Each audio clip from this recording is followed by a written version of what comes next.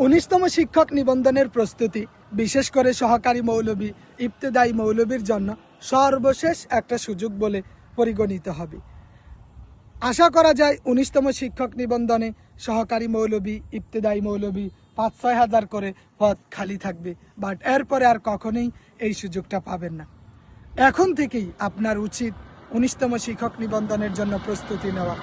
হয়তো আপনি মাদ্রাসায় আছেন, মসজিদে আছেন, হিফজখানায় আছেন, বিভিন্ন জায়গায় চাকরি বাকরি করেন।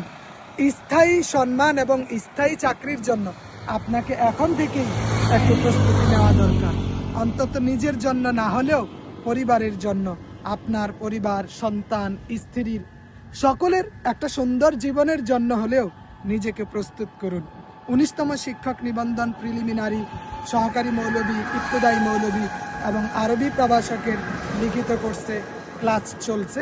আপনি চাইলে আমাদের ক্লাসে যুক্ত হতে পারেন। কোর্স ফি মাত্র 700 টাকা।